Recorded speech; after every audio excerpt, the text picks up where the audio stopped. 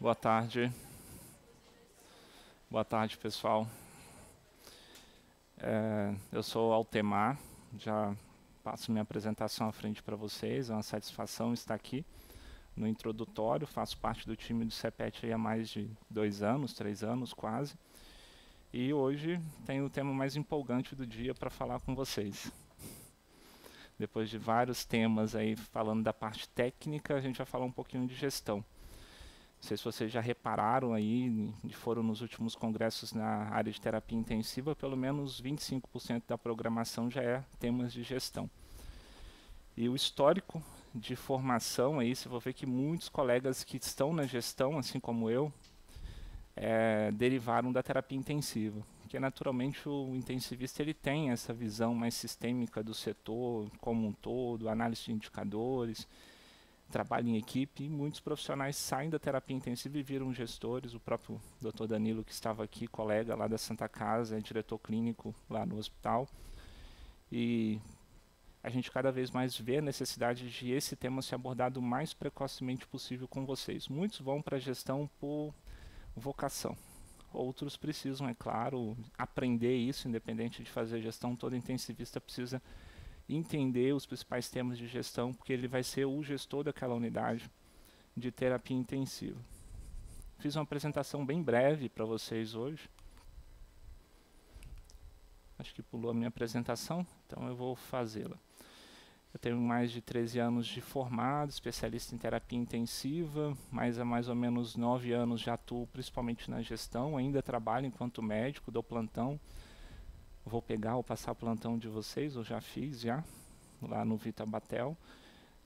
Já estive na direção técnica de vários hospitais, atualmente sou diretor técnico da Santa Casa, trabalho com consultoria na área de gestão estratégica em saúde, estruturação de modelos assistenciais, governança clínica. Aqui no CEPET sou responsável pela gestão da qualidade da instituição, junto com o Guilherme, que é uma outra pessoa que vocês vão conhecer também. Faço parte da Sociedade Brasileira de Medicina Hospitalar, apesar da minha atuação ser na terapia intensiva, tenho uma atuação em medicina hospitalar, faço parte da mesa diretiva e atuo em projetos de implantação de medicina hospitalar, que assim como a terapia intensiva é uma especialidade que hoje está se tornando, talvez, no cardápio de soluções para os hospitais as mais importantes, né? E a governança clínica, essa visão que eu quero trazer para vocês hoje, talvez seja muito mais uma visão de contextualizando a governança clínica, fazendo pontos de contato para chamar atenção para esse assunto. Em outros momentos nós vamos ter a oportunidade de discutir um assunto, de discutir um artigo, de algo a mais durante a formação de vocês. Então hoje é uma abordagem um pouco mais abrangente do que é essa governança clínica, o que isso influencia no dia a dia do intensivista e como que vocês vão estar lidando com isso no dia a dia dentro da carreira de vocês. Antes de falar especificamente sobre o que é a governança, eu quero contextualizar o cenário em que nós estamos inseridos, né? Acho que todos vocês já ouviram essa expressão, mundo VUCA, volátil, complexo, ambíguo, incerto, ambíguo, perdão, e eu sempre acrescento um último A, abundante. Acho que nós vivemos um tempo de abundância de conhecimento, abundância de informação, de tudo. E isso é positivo, mas também é negativo. Além de causar estresse, realmente a gente precisa ter um plano, um mínimo plano ou uma metodologia. Método é o caminho para que a gente consiga sobreviver nesse mundo que está mudando todo dia. Um mundo em que cerca de 20 a 50% das despesas que nós gastamos em saúde são desperdícios. Isso é um dado de uma publicação do JAMA, e a própria OMS também já fez uma publicação dizendo que 1/3 do que a gente gasta em saúde é desperdício. Seja desperdício de tempo, desperdício de recurso, desperdício de corrupção, entre outras.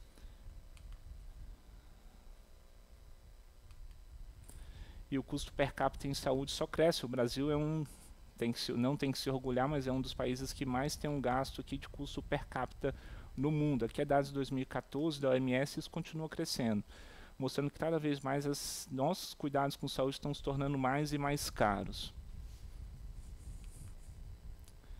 Tem um delay aqui. Pronto. E nós vivemos um momento bem peculiar, chamado a transição epidemiológica. Vocês já devem ter percebido aí na vida, enquanto acadêmicos de medicina, enquanto médicos, que a gente vive ainda temos doenças infecciosas e desnutrição e problemas de saúde reprodutiva. Em escala decrescente, tirando esse contexto aqui da pandemia, a gente vem com a redução progressiva das doenças infecciosas. A gente começou a enfrentar aqui, enquanto saúde pública, começamos a enfrentar as doenças crônicas e as doenças decorrentes aí do envelhecimento, e tivemos um forte crescimento aí nas últimas décadas de causas externas e, mais recentemente, das doenças psiquiátricas. Tudo isso leva a um cenário muito incomum. Então hoje a gente não tem que saber lidar só com doenças infecciosas, ter tecnologias para tratar doenças infecciosas, a gente é acometido e precisamos entender a evolução dessas doenças crônicas e também como se comportar nesse cenário frente às causas externas e o avanço das doenças psiquiátricas. A nossa medicina está cada vez mais defensiva, acho que vocês vão passar por isso na vida, ou já passaram, quantas vezes não pediu um exame ou alguma coisa só com receio de que se não fizesse aquilo ali poderia gerar algum problema. O paciente está cada vez mais um consumidor. Hoje a palavra de ordem do paciente é mais, melhor e agora. Ele virou um consumidor. Essa época de paciente é século passado, século XIX, um pouco ainda do século XX. Hoje o paciente ele é um consumidor, tanto que a maior parte dos hospitais se referem como cliente, né? A gente está falando de um cliente. E ele quer tudo isso, comodidade, proximidade, rapidez, economia, conforto, atenção aos detalhes.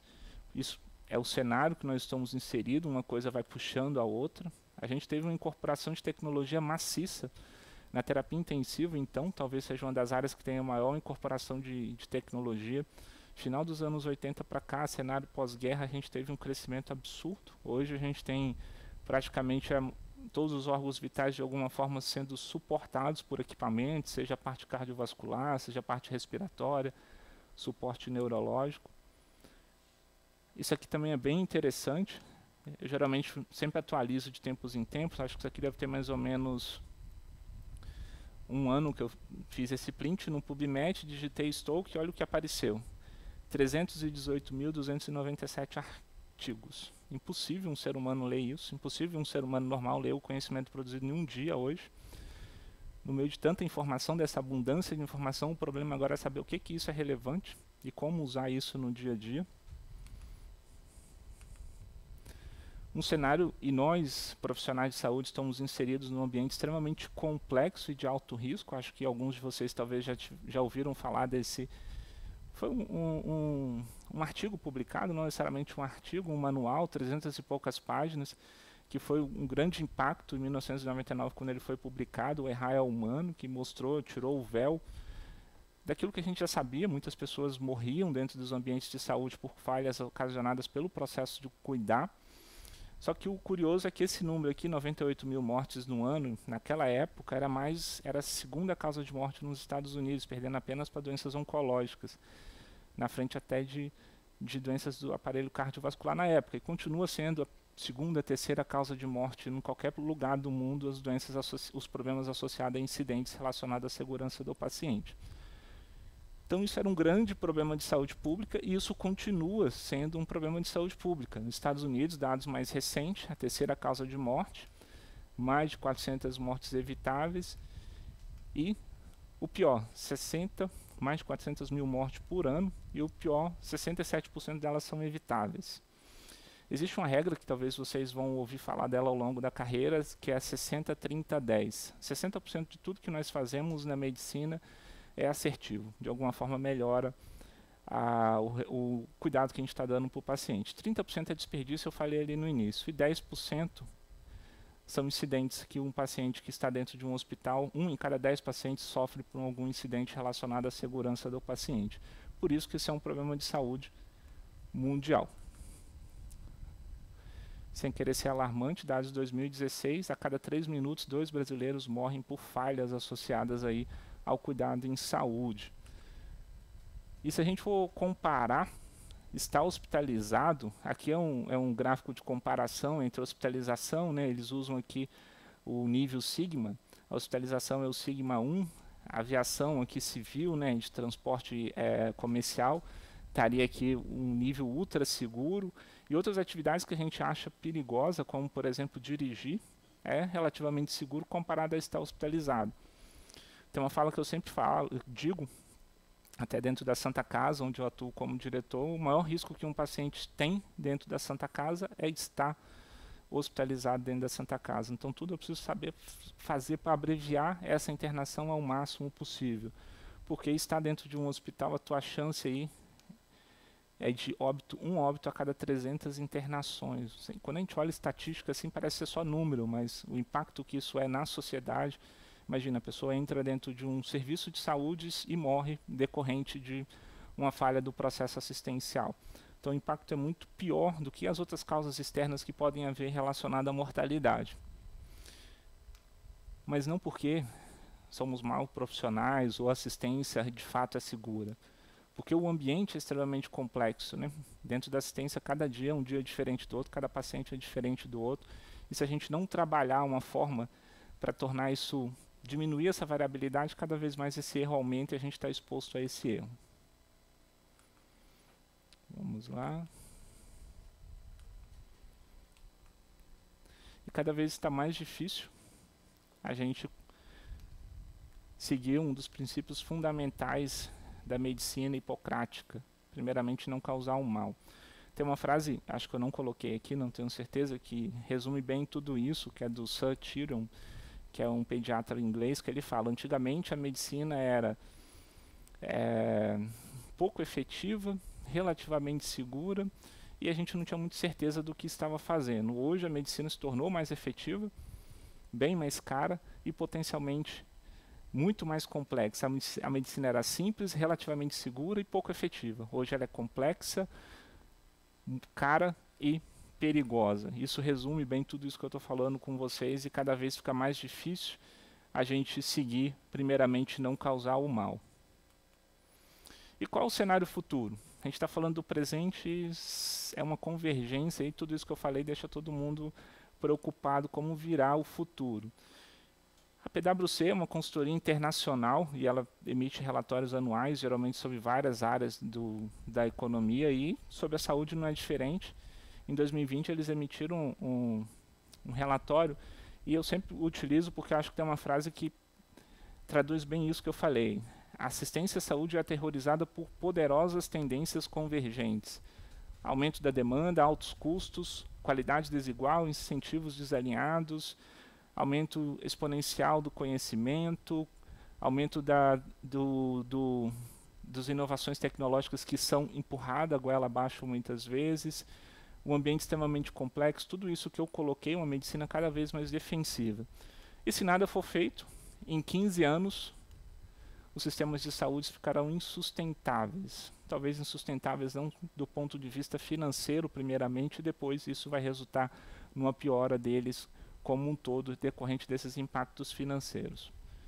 Então esse é o cenário futuro que vocês estarão atuando daqui a alguns anos enquanto intensivistas. Agora imagine, se nós pudéssemos entregar os melhores desfechos clínicos com o menor custo possível. Isso seria o ideal. Eu entregar, garantir os melhores desfechos clínicos na perspectiva do paciente com o menor custo possível. Isso seria a equação perfeita para conseguir fazer a medicina, entregar uma qualidade do ponto de vista do paciente, com a boa experiência do paciente, e ainda isso ser sustentável do ponto de vista econômico. Porque um dos problemas que eu mostrei é o aumento exponencial, o aumento crescente aí do custo em saúde. E isso é possível desde o início dos anos da década passada, né? Vem-se uma discussão principalmente promovida por Michael Potter, falando sobre saúde baseada em valor. O que é essa saúde baseada em valor? É essa equação valor em saúde, aquilo que eu entrego de valor em saúde é o melhor resultado para o paciente com o menor custo possível para se obter isso. Então hoje em gestão nós comentamos que o nosso papel de gestor é entregar valor em saúde, ou seja, entregar o melhor, a assistência de melhor qualidade possível com um custo sustentável. Não vamos falar menor custo, porque isso é temerário falar de menor custo em saúde. A gente tem que falar de custo sustentável. Pode ser caro, mas se aquilo de fato foi efetivo para o paciente, se justifica a utilização. Caso vocês tenham interesse de entender um pouquinho mais sobre valor, entrega de valor em saúde, o VBHC, esse é o artigo que foi lançado lá, se não me engano, em 2012, que fala sobre a estratégia que vai consertar o sistema de saúde. A teoria que o Potter trouxe, e é a partir daí que vem toda essa discussão. E é dentro disso que nós precisamos ter uma estratégia para alcançar valor em saúde, para entregar valor, ou seja, entregar os melhores desfechos clínicos com um custo sustentável. E essa estratégia, voltada para as questões assistenciais, se chama governança clínica. Governança clínica é uma abordagem sistêmica, ou seja, é uma estratégia para fazer a assistência entregar os melhores resultados possíveis, melhorar continuamente e ser custo sustentável. E como fazer isso? Hoje o CEPET, ele inclusive tem trabalhado isso já há alguns anos, como que o CEPET atua dentro dos hospitais, enquanto parceiro dos hospitais, na gestão das unidades de terapia intensiva, e o CEPET vem levando esses elementos de governança clínica para dentro dos hospitais. Um pouco do que eu vou falar aqui é um pouco do que vocês vão ver que é o trabalho do CEPET ali dentro, que é o trabalho que vocês vão ser atores que vão fazer parte desse trabalho daqui para frente.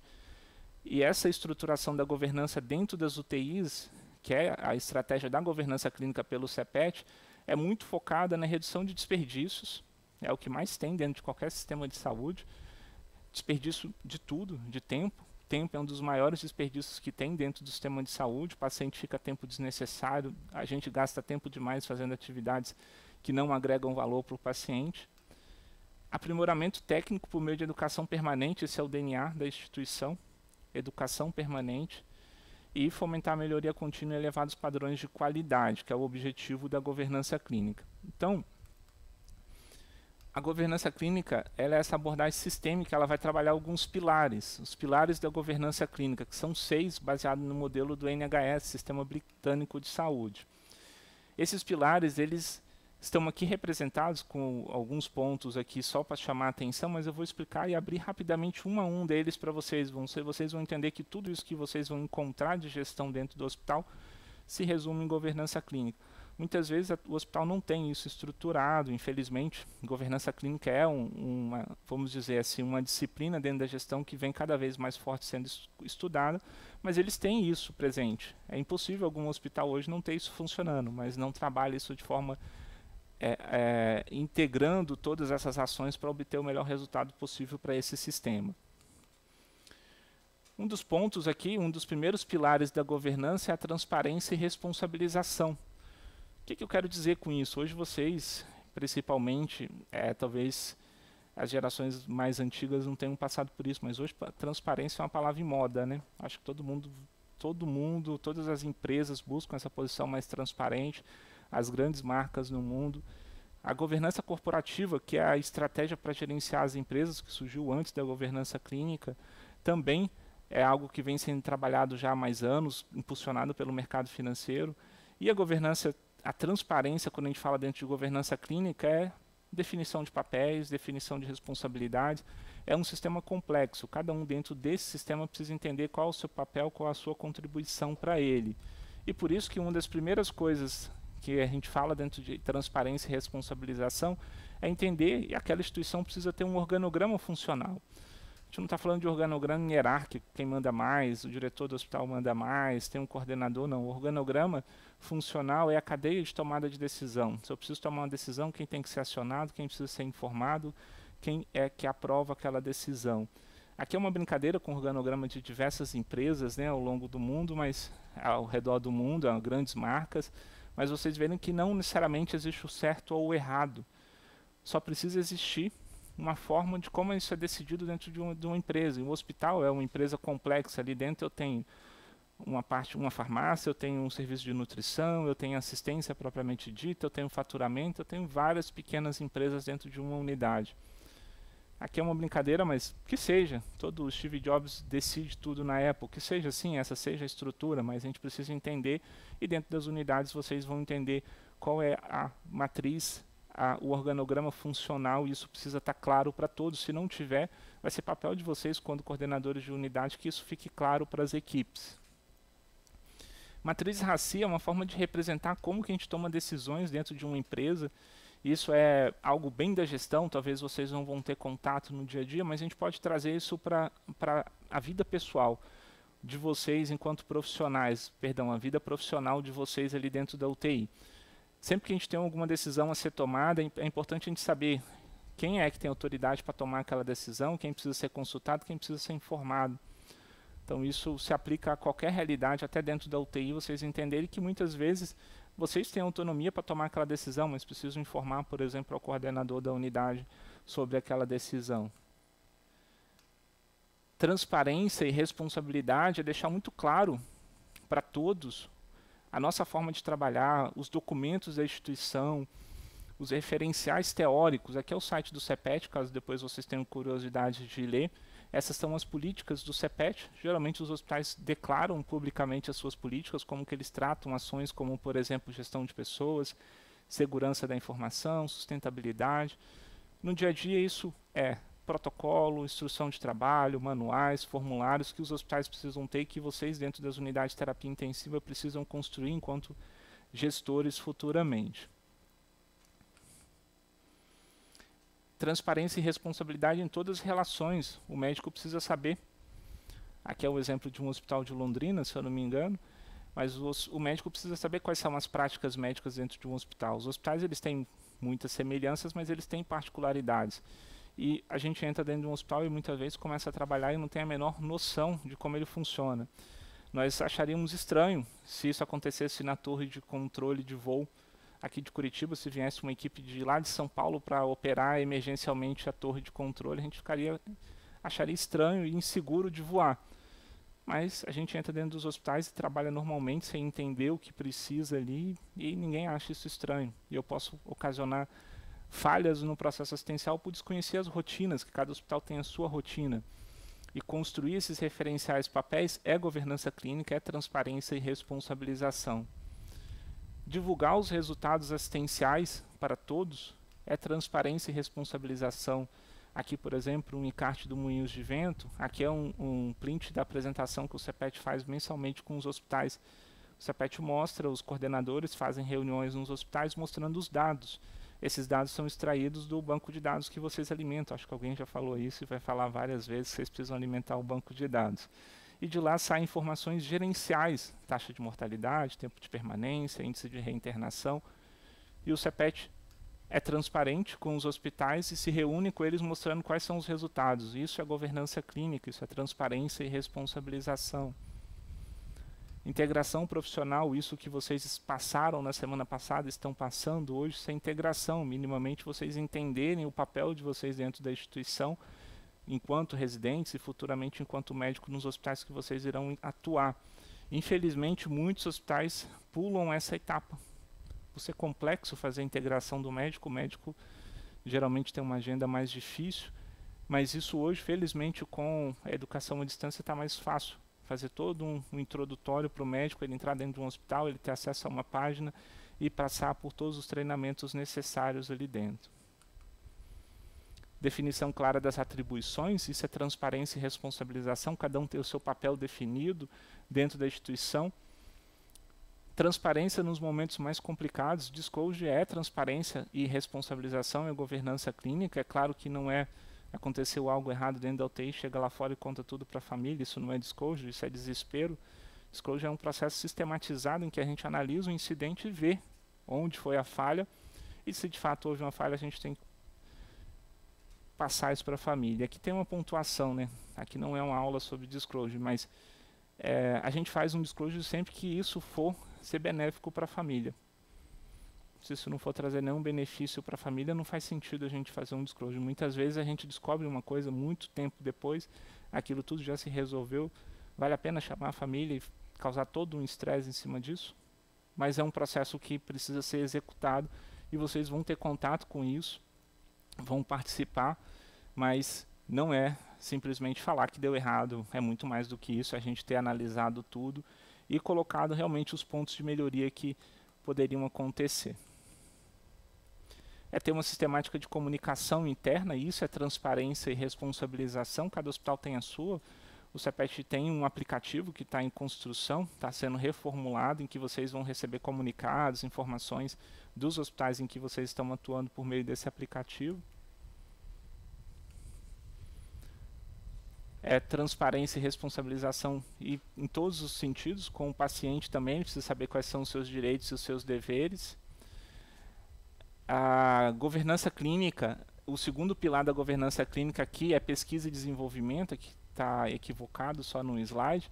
Hoje, a gente fala que pesquisa e desenvolvimento não é necessariamente fazer pesquisa científica. É claro que estando dentro de uma instituição, um hospital de ensino, isso vai ser o carro-chefe, mas pesquisa e desenvolvimento é melhorar o cenário, fazer pesquisa, ciência da melhoria na prática, testar melhorias, inovar o processo assistencial, desenvolver os profissionais através de uma avaliação de desempenho. Tudo isso é pesquisa e desenvolvimento. Treinamento, educação e treinamento, tá? Acho que na hora de montar a aula aqui, essa aula foi traduzida para esse novo, só me justificando, tá? A aula foi mudada pelo layout e acabou ficando só transparência. Aqui é educação, treinamento, educação e treinamento. Minimamente a governança clínica dentro de um hospital, eu preciso promover treinamentos regulares. Eu digo que o jogador de futebol treina todo dia. E se ele perde um lance ali, erra, ou no máximo ele perdeu um gol. Se vocês não treinarem RCP, ressuscitação, nós podemos perder uma vida. Então, e a gente é resistente a isso, acha que nós sabemos e que não precisamos ser treinados de forma geral. A gente médico, de forma geral, tem mais resistência a isso. E hoje, dentro do CEPET, além das reuniões que vocês participam, está sendo construída uma plataforma de educação corporativa em que vocês vão ter acesso a diversos conteúdos ali dentro. Isso vai ser disponibilizado para os hospitais também. Isso faz parte da nossa abordagem de governança clínica para os hospitais. Governança clínica é efetividade clínica. Esse é um dos pilares mais importantes da governança clínica. O que é isso no meu dia a dia? Parece ser simples, mas o paciente ter um planejamento do cuidado dele não é algo tão simples ou algo tão fácil. Muitos colegas atendem o paciente sem nenhum planejamento, não consigo evidenciar o planejamento desse paciente ali no prontuário. Fazer plano terapêutico é como a gente planejar qualquer coisa na vida. A gente identifica um problema, no caso é um problema, né? O paciente sempre aparece com a gente com um problema, analisa esse problema, identifica e cria um plano de cuidado para esse paciente e define metas. Vocês vão ver que até no clássico modelo de evolução SOAP, o P é plano terapêutico, quais são os planos, e ali eu tenho que colocar qual é o meu plano de cuidado para o paciente, quais são as metas. Nós falhamos porque quase sempre não é possível enxergar a meta na evolução, e a meta precisa ser declarada, está disponível para todos os profissionais da equipe multi, porque metas são etapas que eu preciso alcançar para chegar no objetivo. O objetivo de qualquer paciente é ter alta da UTI, o objetivo de qualquer paciente dentro do hospital é ter alta melhorada. E isso vocês vão exercitar no dia a dia. Só não pode falar ok, que vocês vão exercitar no dia a dia o planejamento terapêutico, fazer o plano terapêutico dos pacientes de vocês, e isso é governança clínica. Assistência multi-interdisciplinar, construir uma assistência multi-interdisciplinar através de uma visita multidisciplinar, que é a principal ferramenta para ter integração multi-interdisciplinar. Por que multi-interdisciplinar? Porque multidisciplinar é um monte de gente atendendo um paciente, isso todo hospital tem. Interdisciplinar são essas mesmas pessoas trabalhando junto para resolver o problema de um paciente. Alguns hospitais têm, a maioria, felizmente, hoje em dia, tem visitas multis funcionando, em que a gente trabalha essa discussão como um todo, multi-interdisciplinar. Isso é governança clínica.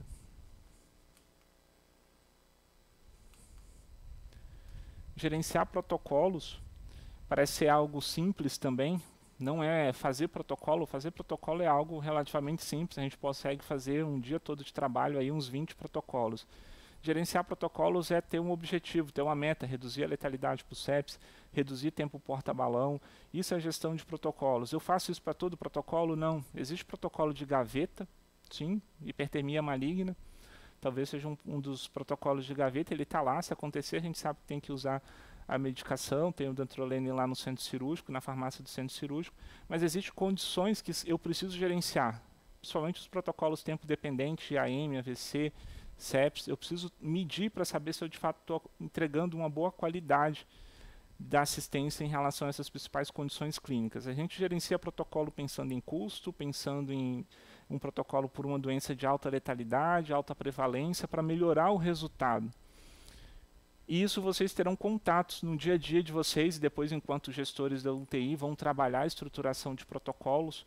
E o mais importante, eu vou ter vários protocolos, mas alguns são aqueles associados a essas condições que eu coloquei, que eu vou precisar gerenciar os indicadores para conseguir obter a melhoria.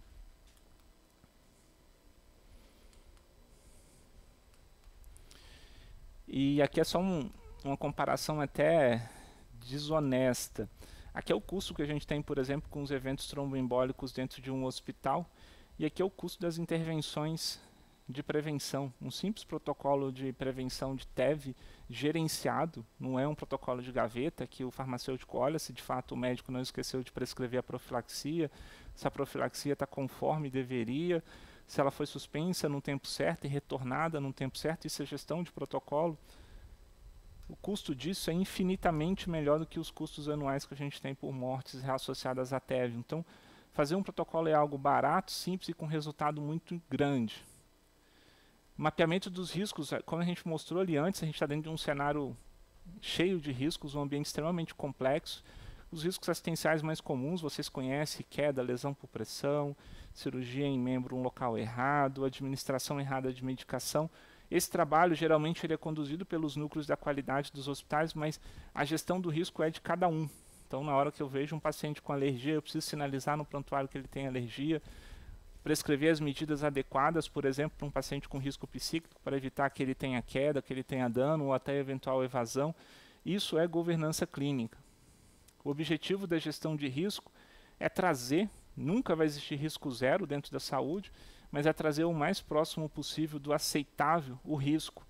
E esse é um trabalho incansável, porque a gente conserta, bota uma barreira para evitar que aconteça alguma coisa, de alguma forma o erro transpassa essa barreira, quebra essa barreira, a gente precisa construir outras e outras barreiras.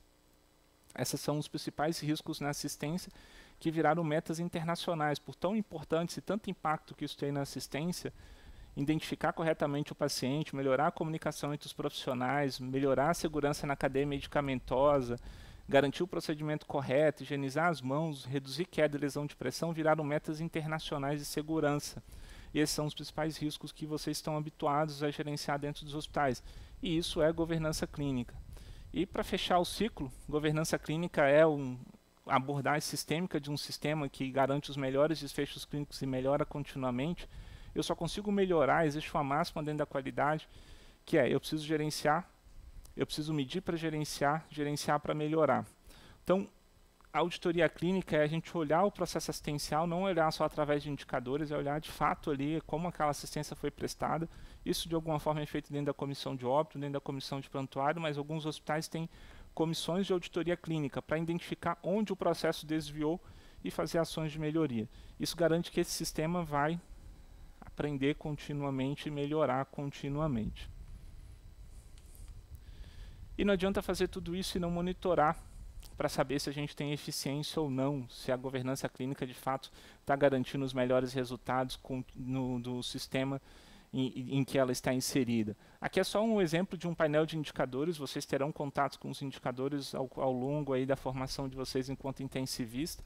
Hoje toda a UTI, inclusive os indicadores de UTI, são regulamentados por lei. Existe uma portaria dizendo que toda a UTI tem que ter, se eu não me engano, são uns 16 indicadores, e outros a mais surgem para a gente saber como estão as taxas de infecção, como está a mortalidade, permanência, reinternação. Isso tudo precisa ser avaliado periodicamente, aquilo que eu falei com vocês que o CEPET, o coordenador das UTIs, faz com o hospital, e que são as reuniões das UTIs que vocês irão participar também, para que a gente consiga saber se a gente está indo no caminho certo e, de fato, entregando valor ao paciente. É o melhor assunto do dia, eu sei disso. Não precisam falar nada. É um assunto mais abrangente. Falar de gestão é importante, começa hoje, no início da carreira de vocês. Isso será quebrado em outros momentos, vocês vão ter contato com isso. Mas o que eu queria deixar claro, que tudo isso que vocês vão aprender dentro das UTIs, existe uma frase que eu gosto muito.